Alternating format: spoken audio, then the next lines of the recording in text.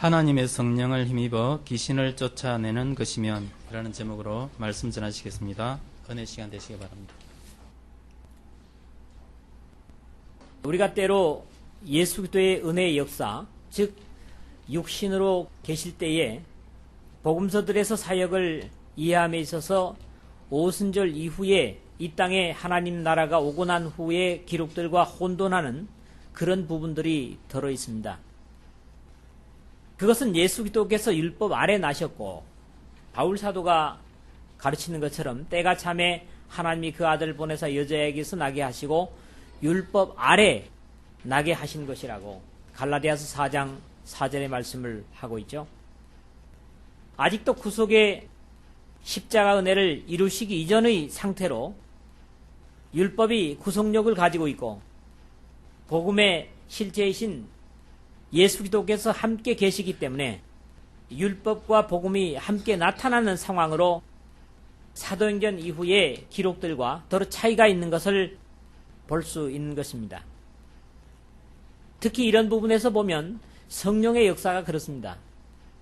이미 우리가 앞에서 10장에서 예수님께서 제자들을 파송하시는 가운데 성령의 역사가 제자들을 통해서 나타나고 질병이 치료를 받고 그리고 귀신들이 쫓겨나는 그런 놀라운 이적의 역사가 있음에도 불구하고 예수님께서 십자가에 달리시게 될 때는 다 도망가고 없는, 이것은 적어도 오순절날 이 땅에 하나님의 약속대로 성령이 임하신 이후의 성령의 능력들과 차이를 갖게 되는데, 그런 것들은 아직도 구약적인 성향들임을 우리는 이해해야 됩니다. 왜 그런가 하니 구약적, 즉 율법 속의 성령의 역사는 한 인간의 사역을 위해서 오셨다가 가시기도 하고 그런 모습들을 보기 때문에 이런 곳에서 우리가 혼란을 느끼지 않기를 바라는 겁니다. 그러므로 복음서의 어떤 부분들은 오순절 이후의 구원 역사들과는 구별해서 이해해야 하는 부분들이 분명히 있습니다. 더 쉽게 이해를 한다면 십자가의 구속 이전과 복음을 완성하시고 승천하신 이후 이 땅에 예수 그리스도께서 약속하신 성령이 오신 완성된 복음의 시대와도 구별을 해야 혼란이 없을 것이라는 그런 말씀입니다. 복음서의 어떤 부분들은 사실 구약적인 요소들이 분명히 있다는 사실을 말하고 있는 것인데 오늘 제목으로 선택한 말씀 역시 이런 부분입니다. 물론 구속이 완성된 이후에 성령의 역사로 나타날 어두움의 세력의 제압은 모든 하나님의 일꾼들에게 당연한 것이지만 예수께서 아직 육신으로 계실 당시의 성령의 역사는 아직 구약적인 모습과 다르지 않고 예수께서는 소위 다락방 강화라고 하는 요한복음 13장 그리고 14장에서 16장에 우리와 영원히 함께 하실 성령의 오심을 약속하시는 것을 읽게 됩니다.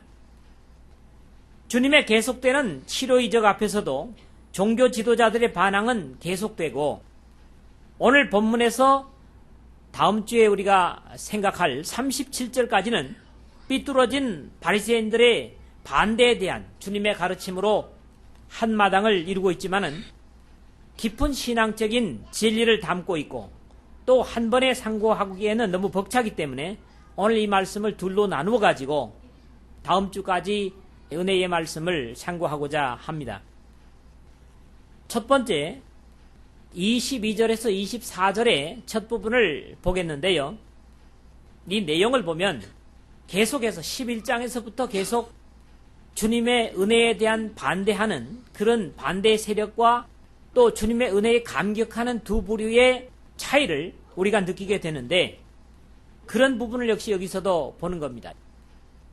22절부터 24절의 내용인데요.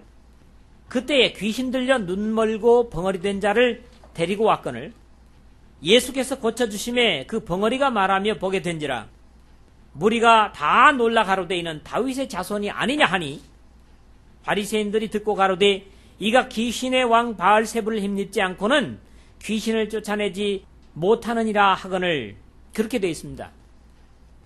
그때 귀신 들려 눈 멀고 벙어리 된 자를 데리고 왔다. 그랬는데 이미 우리는 앞에 9장 27절에서 시각장애자 두 사람에 대한 기록을 상고한 바 있습니다.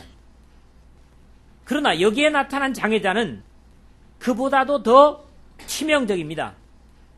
왜 그런가 하면 시각장애자일 뿐만 아니라 벙어리 된 자라고 하는 것으로 봐서 더욱 많은 장애를 가지고 있습니다. 시각장애자는 육신적으로는 분명히 치명적인 장애이기는 하지만 그래도 영적으로는 가능성이 있는 사람입니다. 왜 그렇습니까? 시각장애자는 눈은 보이지 않지만은 귀로 들을 수는 있다는 거죠. 뒤에 가서 말씀을 계속하죠. 그래서 그런지 시각장애자들 중에는 눈이 멀쩡하게 성한 사람보다 믿음이 훨씬 좋은 사람들이 얼마든지 있습니다. 여러분들이 다 찬송가를 가지고 계시잖아요. 이 찬송에 보면 제일 많이 나오는 찬송이 바로 시각장애자가 쓴 찬송입니다. 그리고 찬송들 중에서 우리 가장 심금을 울리는 내용도 역시 시각장애자가 쓴 찬송이죠. 누굽니까? 바로 페니 제인 크로스비라고 하는 여인입니다. 337장 보죠. 인애하신 구세주여 하는 거, 이것도 역시 페니 제인 크로스비라고 하는 평생을 시각장애자로 살면서 하나님 앞에 감격을 가지고 살았던 여인의 찬송입니다. 왜 그것이 가능한가 하면 믿음은 들음에서 나기 때문입니다. 그러므로 믿음은 들음에서 나며 들음은 그리스도의 말씀으로 말미암았느니라는 로마서 10장 17절의 말씀처럼 어쩌면 시각장애자가 된 사람들은 성한 사람보다 더욱더 주님을 의지하여 살기 때문이다. 그렇게 이해를 할 수가 있겠습니다.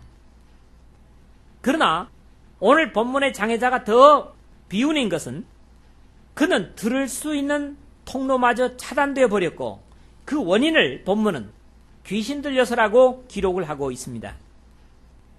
다행인 것은 스스로 복되신 주님의 음성을 들을 수 없는, 주님을 뵐 수 없는 이 사람을 예수께로 데리고 와준 고마운 동료가 있었다는 사실입니다. 여러분 모두가 이런 복음을 들을 수 없는 사람들의 동료가 돼서 이 사람들처럼 이런 비극적인 사람들을 주님의 이름으로 데리고 올 수 있는 그런 복된 사람들이기를 바랍니다. 예수께서 고쳐주심에 그 벙어리가 말하며 보게 된지라 22절 하반절에 그렇게 기록을 하는데, 오늘도 이런 영적인 장애자들은 성한 사람들은 우리의 도움을 필요로 한다는 사실입니다. 믿습니까? 스스로는 절대로 말씀을 들을 수 없기 때문에 그렇습니다. 이 귀신이 완전히 절망적인 사람으로 만들어버린 이 사람을 사람들이 예수 그리스도께 데리고 왔고 주님 앞에 와서 해결되지 않은 비극은 없습니다. 믿습니까? 예수께서는 이 사람의 영육으로 차단된, 복음에 대해서 차단된 장애를 완전히 회복시켜 줬고 당사자나 그를 주님께 데리고 온 사람들은 얼마나 기뻐했겠는가 여러분들이 한번 상상할 수가 있겠습니다. 그러나 여기에도 반응은 두 가지로 나타나게 되는데, 무리가 다 놀라 가로되 이는 다윗의 자손이 아니냐 23절의 말씀이죠. 단순한 믿음의 사람들은 이 사건을 보면서 그대로 메시아를 만난 기쁨을 표현하는 감격을 나타내고 있습니다. 특히 이는 다윗의 자손이 아니냐 하는 표현은 그들이 기다리고 있던 그리스도의 대명사, 즉 메시아의 별명이었습니다. 예수 그리스도의 사람을 회복시키는 일이 바로 그들이 고대하고 기다리는 메시아께서 오셔서 하실 일이라는 믿음이었습니다. 그러나 이 한 가지 사건을 두고 보는 시각에서 전혀 다른 반응을 보이고 있는 또 다른 무리가 있었는데, 다름 아닌 그들의 종교 지도자들인 바리새인들이었습니다. 이가 귀신의 왕 바알세부를 힘입지 않고는 귀신을 쫓아내지 못하느니라 하거늘 24절에 그랬죠. 하나님의 은혜를 은혜로 받으면 얼마나 좋습니까? 그러나 그들은 가르침의 자리에 있다고 하는 것 때문에 예수님으로 말미암아 자신의 자리가 위태하다는 인간적인 계산이 하나님의 은혜를 은혜로 소화하지 못하고 많은 비극을 나타내고 있는 것입니다. 하나님의 말씀을, 구원의 메시지를 우리 육신으로 소화하고 육신으로 듣게 되면 그것은 은혜가 되는 것이 아니라 오히려 비극의 독약이 될 수도 있다는 사실을 배우는 것입니다. 바울은 일찍이 육에 속한 사람은 하나님의 성령의 일을 받지 아니하나니 저희에게는 미련하게 보임이요 또 깨닫지도 못하나니 이런 일은 영적으로라야 분별함이니라. 고린도전서 2장 14절에 아주 여기에 딱 맞는 그런 적절한 말씀을 하신 바 있습니다. 에이든 윌슨 토저라고 하는 사람이 경건성을 잃어버린 교회 재직들을 향해서 이런 말을 했습니다. 오늘날 우리에게 모든 것이 있으나 예배가 없다. 기도회에는 참석하지 않으면서 단지 교회 운영위원회에 참여하여 교회의 예산을 얼마나 지출해야 할지 계산하는 사람이 있을 뿐이다. 이런 사람들은 단지 교회를 운영하는 사람으로 우리는 그를 기도회에 참석하게 만들 수 없다. 왜냐하면 그는 예배자가 아니기 때문이다. 기도하지 않고 예배도 드리지 않는 사람들이 교회를 운영하고 이끌고 나간다는 것은 참으로 무서운 모순이다. 교회 운영위원회에 속한 사람이 기도하지 않는다면 그는 교회의 현안에 대해 토론하고 투표할 자격이 없다. 이런 경계의 말씀을 주고 있습니다. 영적이지 못하면 교회 일조차도 하나님의 뜻보다는 자신의 의도대로 이끌어가려는 육신적인 정치력을 발휘하는 시도를 할 수 있기 때문에 그렇습니다. 이런 것들이 권위가 잘못 주어진 오늘날 목회자들이나 또 장로분들 모두에게 해당되는 경계의 말씀으로 우리가 이해를 해야 될 것 같습니다. 예루살렘 교회는 단순히 구제하는 일을 맡기기 위한 사람을 뽑으면서도 성령과 지혜가 충만하여 칭찬드는 사람들을 선택했던 것들을 우리는 성경에서 읽을 수 있습니다. 바리새인들은 하나님을 섬긴다고 하면서도 사실은 자신을 섬기는 자들이었기 때문에 육신으로 오신 하나님을 거역하는 엄청난 불경건을 저지르고 있는 것입니다. 여러분 모두는 주님의 은혜를 온전히 은혜로 받아 누리는 모두가 되시기를 주님의 복되신 이름으로 축원을 드립니다. 두 번째 부분의 이 말씀은 25절에서 27절입니다. 예수께서 저희 생각을 아시고 가라사대 스스로 분쟁하는 나라마다 황폐하여질 것이요 스스로 분쟁하는 동네나 집마다 서지 못하리라. 사단이 만일 사단을 쫓아내면 스스로 분쟁하는 것이니 그리하고야 저희 나라가 어떻게 서겠느냐.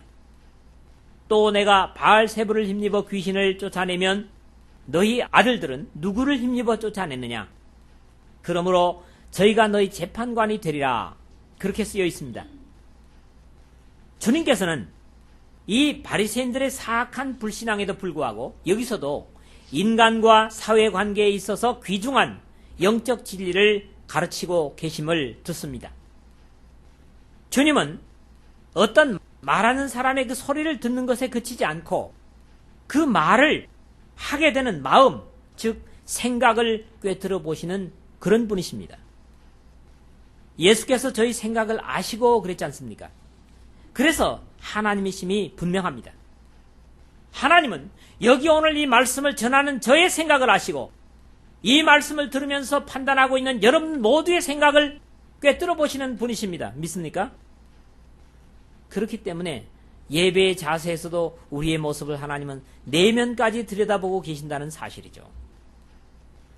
여기에 계속해서 스스로 분쟁하는 이라는 말씀을 반복하면서 나라, 동네, 집 이런 모든 것들이 황폐하여지고 서지 못하리라고 경계를 주십니다.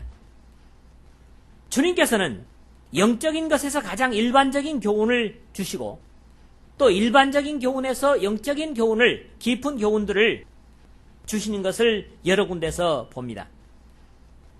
그것이 비록 사단의 나라일지라도 그럴진데 스스로 분쟁하는 것은 어느 시대, 어느 장소, 그것이 영적이든 육적이든 관계없이 쪼개지고 나눠질 것이라는 경계를 주고 계십니다. 우리는 여호수아 7장에서 가나안을 향해서 전진하던 이스라엘이 아이라고 하는 적은 성에서 장애에 부딪히는 것을 봅니다. 그것은 뭐냐 하니까 내적인 병폐, 즉 아간이라고 하는 인간의 욕심으로 인해서 하나님의 나라가 휘청거리는 것을 우리는 보면서 이런 사실들을 경계로서 이해할 수가 있는 것입니다. 여기에 교회가 해당될까요? 스스로 분쟁하는 나라, 스스로 분쟁하는 동네, 스스로 분쟁하는 집이 서지 못하리라 하는데 교회가 해당되겠느냐 하는 얘기입니다. 어떻습니까? 예, 우리가 수긍하고 싶지 않지만은 사실입니다. 인정하고 싶지 않지만은 사실입니다. 안타까운 사실이지만 이것은 신령한 것에서도 마찬가지라는 사실을 잊지 말아야 합니다. 그러므로 스스로 분쟁하는 것은 가장 어리석은 행위입니다. 너희의 아들들은 누구를 힘입어 쫓아냈느냐? 27절 중반절에 그렇게 말씀을 하셨는데요. 그때 당시까지도 실제로 이스라엘 속에서도 귀신을 축출하는 그런 일들이 들어있었던 것 같습니다. 구체적인 사례를 들어보면 누가복음 9장 29절에 보십시오. 요한이 여짜오되 주여 어떤 사람이 주의 이름으로 귀신을 내어 쫓는 것을 우리가 보고 우리가 함께 따르지 아니하므로 금하였나이다 그랬고요. 그러면 그들도 바리새인들의 말을 빌리자면 바알세부를 힘입어 쫓아낸 것이 아니냐는 반문을 하심으로써 저들의 답변 못할 논리로 꾸짖고 계시는 주님의 말씀을 듣습니다. 물론 이후에 사도행전 19장 13절에서 16절을 보면 예수님의 이름을 빙자해서 귀신을 쫓아내려고 하는 그런 일련의 무리들의 행태를 보게 되는데 이에 돌아다니며 마술하는 어떤 유대인들이, 여기 유대인들이라고 그랬다고요. 시험적으로 악기 들린 자에게 대하여 주 예수의 이름을 불러 말하되 내가 바울에 전파하는 예수를 빙자하여 너희를 명하노라 하더라. 유대의 한 제사장 스게와의 일곱 아들도 이 일을 행하더니 악귀가 대답하여 가로되 예수도 내가 알고 바울도 내가 알거니와 너희는 누구냐 하며 악귀 들린 사람이 그 두 사람에게 뛰어올라 억제하여 이기니 저희가 상하여 벗은 몸으로 그 집에서 도망하는지라 하는 기록을 볼 수가 있습니다. 자, 믿지도 않은 예수님을 빙자해가지고 바울의 흉내를 내려다가 혼찌검이 나는 그런 이 제사장의 아들들, 유대인들의 모습을 우리가 본다고 하는 것이죠. 오늘날도 귀신을 쫓아내는 것 같은 많은 방법과 모습들이 성경에 검증되지 않은 방법으로 행해지고 있는 것들은 믿음의 사람들이라면 마지막 시대에 있어질 거짓 기적과 어두움의 세력의 역사를 분별할 수 있는 경계를 가져야만 그런 것들을 판별할 수 있다고 하는 사실을 성경은 우리에게 교훈해주고 있습니다. 구체적인 예를 들면 고린도후서 11장 14절과 15절 그리고 데살로니가후서 2장 1절에서 12절의 내용이 그겁니다만은 9절에서 12절까지만 제가 소개를 하겠습니다. 악한 자의 임함은 사단의 역사를 따라 모든 능력과 표적과 거짓 기적과 불의의 모든 속임으로 멸망하는 자들에게 임하리니 이는 저희가 진리의 사랑을 받지 아니하여 구원함을 얻지 못함이니라. 이러므로 하나님이 유혹을 저희 가운데 역사하게 하사 거짓을 믿게 하심은 진리를 믿지 않고 불의를 좋아하는 모든 자로 심판을 받게 하려 하심이니라. 그렇게 바울은 마지막 시대에 나타날 거짓 기적에 대해서 경계를 주고 계십니다. 여기에 중요한 요지는 어떤 단체이든지 스스로 분쟁하는 것은 깨어지고 무너질 수밖에 없다고 하는 경계입니다.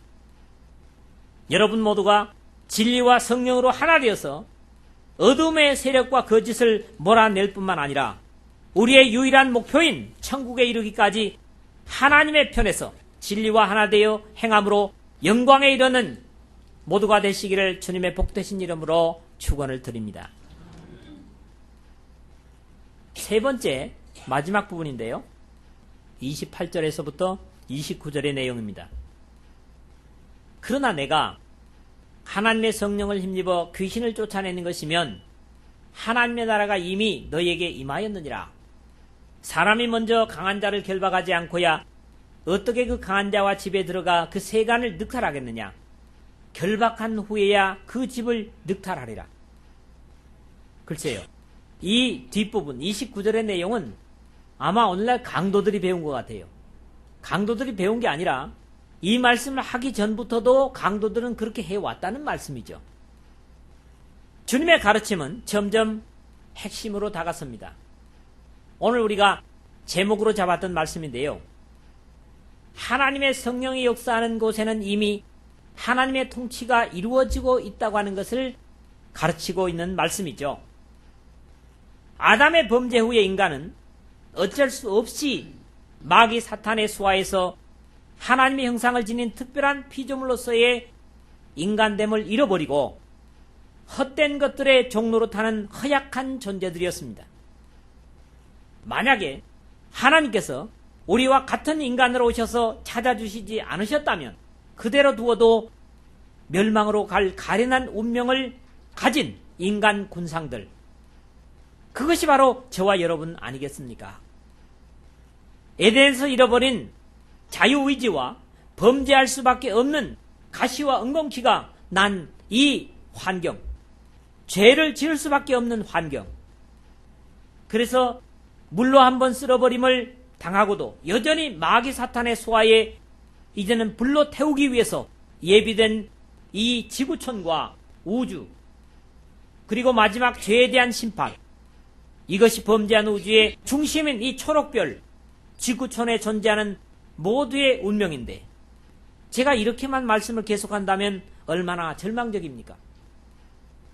그러나 이 범죄한 인류의 역사 속에서도 구원의 메시지를 계속 외치셨던 주님은 믿음의 사람 아브라함을 택하시고 그리스도를 그 혈통에서 나게 하시고, 이 구세주의 최종적인 사역은 자신을 십자가의 제물이 되심으로써 마귀의 일을 멸하시고 모든 어두움에서 종로로 타는 순종하는 백성들을 구원하시고자 이미 창세전에 이를 계획하셨다고 주님은 말씀하십니다. 이 일을 위해서 이 땅에 오신 예수 그리스도께서 그러나 내가 하나님의 성령을 힘입어 귀신을 쫓아내는 것이면 하나님의 나라가 이미 너희에게 임하였느니라, 그렇게 확인을 해주고 계시는 말씀이 오늘 본문의 28절입니다. 마귀는 하나님의 영이 아니고는 절대로 제압될 수 없습니다. 어떤 능력이나 세력으로도 제압될 수 없는 것이 마귀 사탄입니다. 여러분, 그래서 구슬해서 쫓아내는 마귀는 다시 그 집에 들어옵니다. 틀림없어요, 그건. 그래서 굿하는 집에는 언제나 구슬하게 되어 있습니다. 왜요? 마귀가 제압되는 것이 아니라 기분 좋게 다독거려주면 잠시 나갔다가 들어오는 것뿐이거든요. 그러나 하나님의 능력은 어떤 악의 세력도 완전히 물리칠 수 있는 그런 능력을 가지고 계십니다. 믿습니까? 마귀는 하나님의 영으로만 쫓아낼 수 있다는 사실을 제가 말씀드렸고요. 이런 입장에서 당시 예수 그리스도께서 함께 하셔서 능력의 역사가 이루어지는 곳마다 이미 하나님의 통치는 시작되고 있었고, 주님께서 십자가를 지심으로 뱀의 머리를 상하게 하신 후에 이러한 권능은 더 완벽하게 오늘도 그의 백성들과 그의 종들을 통해서 이루어지고 있다는 말씀입니다. 어둠의 세력에 잡힌 한 인간의 마음 속에 하나님의 구원의 복음이 성령의 감화와 함께 들려지고 그것을 믿음으로 받아들이고 순종해서 세례를 받고 거듭나는 심령마다 어둠이 아니라 이제는 빛의 통치가 시작되는 놀라운 언약이 오늘 우리의 역사 속에서도 이루어지고 있는 것이고, 이 구원의 역사는 주님께서 이 땅에 다시 오실 때까지 지속될 것입니다. 이 약속을 바울은 확인하여 이르기를, 그러므로 이제 예수 그리스도 안에 있는 자에게는 결코 정죄함이 없나니, 이는 그리스도 예수 안에 있는 생명의 성령의 법이 죄와 사망의 법에서 너를 해방하였음이니라. 할렐루야. 로마서 8장 1절에서 2절에 그렇게 말씀을 하십니다. 더 이상 정죄는 중단되고 구원의 자유와 생명의 성령의 법이 그리스도 안에 있는 자들을 다스리게 되어서 비극과 정죄의 종말이 아니라 영광의 약속을 바라보고 즐거워하게 되었다고 하는 놀라운 약속입니다. 그러나 내가 하나님의 성령을 힘입어 귀신을 쫓아내는 것이면 하나님의 나라가 이미 너희에게 임하였느니라 하는 말씀처럼 바울 사도는 다시 너희가 만일 성령의 인도하시는 바가 되면 율법 아래 있지 아니하리라, 이렇게 갈라디아서 5장 18절에 같은 약속을 확인시켜주고 있습니다. 사람이 먼저 강한 자를 결박하지 않고야 어떻게 그 강한 자의 집에 들어가 그 세간을 늑탈하겠으며 결박한 후에야 그 집을 늑탈하리라 하는 가장 평범한 진리는 역시 영적인 논리에서도 마찬가지라고 확신합니다. 이 말씀은 범죄 후에 뱀에게 선언된 내가 너로 여자의 원수가 되게 하고 너의 후손도 여자의 후손과 원수가 되게 하리니 여자의 후손은 내 머리를 상하게 할 것이요 너는 그의 발꿈치를 상하게 할 것이니라. 창세기 3장 15절에 하나님께서 약속을 확정하셨는데요. 사실 예수님께서 십자가에 죽으신 것은 예수님 자신이 죽으신 것이 아니라 뱀의 머리가 이겨진 그런 놀라운 구원의 역사의 사건이었음을 우리는 확신할 필요가 있습니다. 영원히 인간 세계를 지배할 것 같은 인류의 영원한 원수 마귀 사탄은 십자가의 은혜로 제압되고 귀신과 마귀의 처소가 되었던 모든 범죄자들의 마음밭은 이제 십자가의 은혜로 인해서 성령의 처소가 되어 광명이 비치게 되었습니다. 이 우주의 영원한 주인 되시는 하나님의 성령이 제 아무리 강한 마귀 사탄일지라도 결박하고 그 귀신의 처소를 깨끗게 하고 광명의 등불 성령이 함께 거하시게 된 것은 놀라운 은혜의 역사입니다. 그리고 이러한 믿음의 사람들, 예수 그리스도와 성령의 통치를 받아들이고 믿음으로 산 사람들은 영원히 그리고 온전히 구원하시기 위해서 우리의 구세주 예수 그리스도는 이 땅에 오신 것입니다. 여러분 모두에게 십자가의 희생으로 통한 성령의 역사로 어두움의 세력인 마귀 사탄이 제압되고 광명과 구원의 빛이 권능으로 임하시는 그런 놀라운 은혜의 역사를 주님 오실 때까지 맛보며 사실 수 있는 삶이 되시기를 바라고 육신의 정욕인 스스로의 분쟁을 중단하고 부르심을 입은 부름에 합당하게 행하여 모든 겸손과 온유하고 오래 참음으로 사랑 가운데서 서로 용납하고 평안을 매는 줄로 성령의 하나 되게 하신 것을 힘써 지키라는 더 이상 마귀 사탄이 발붙이지 못하는 성령의 가정, 성령의 사람들이 되시기를 주님의 복되신 이름으로 축원을 드립니다.